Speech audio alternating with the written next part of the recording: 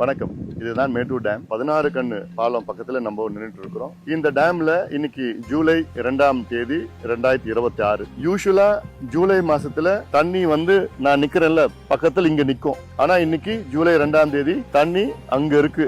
இந்த தண்ணிய அந்த பக்கத்துல கூட போக முடியாது. இந்த தண்ணி இன்னைக்கு குடிக்கிறதுக்கு மட்டும்தான் இருக்கு. வருஷம் வருஷம் ஜூன் 12ஆம் தேதி மேட்டூர் டேம் திறப்பாங்க, விவசாயத்திற்கு திறப்பாங்க, குறுவை சாகுபடிக்கு. ஆனா இந்த வருஷம் திறக்கல, ஏன்னா தண்ணி இல்ல. இப்போ மேகதாது அணை இன்னும் கட்டாத நிலையில இன்னைக்கு இந்த நிலையில மேட்டூர் டேம் இருக்கு. குடிக்கிறது மட்டும்தான் தண்ணி இருக்கு. மேகதாது டேம் கட்டிட்டாங்கன்னா கர்நாடகாவில இந்த குடிக்கிற தண்ணி கூட நமக்கு கிடைக்காது. இதைத்தான் நான் உங்களுக்கு புரிய வைக்கணும். ஏன்னா காவிரியில குறுக்க மேட்டூர் டேம் இந்த ஒரு டேம் மட்டும்தான் நமக்கு இருக்கு. இந்த டேம் உடைய கொள்ளளவு 93 டிஎம்சி. அதுல கிட்டத்தட்ட ஒரு 12-13 டிஎம்சி தூர்ந்து போயிடுச்சு. செடிமெண்ட் சில்ட் ஆயிடுச்சு. இன்னும் டீசில்ட் பண்ணல, தூர் வாரல. கர்நாடகாவில 4 டேம்ல இப்ப நீ கெப்பாசிட்டி 115 டிஎம்சி. தமிழ்நாட்டுல 93 டிஎம்சி மேட்டூர் டேம். இப்போ மேகதாது கட்டினா அதுல கூடுதலா 70 டிஎம்சி. ஆக கர்நாடகாவில காவிரி குறுக்க மேகதாது கட்டினாங்கன்னா 185 டிஎம்சி.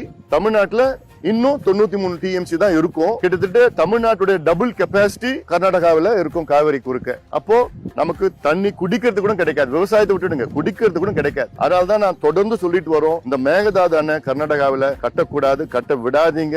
நாம் எல்லோரும் ஒன்று சேரணும். Every one of you will be affected by this Meghdadu dam, which is going to be constructed by Karnataka across the Kaveri in Karnataka. அதனால மேகதாது அணையை தடுப்போம், காவிரியை காப்போம்.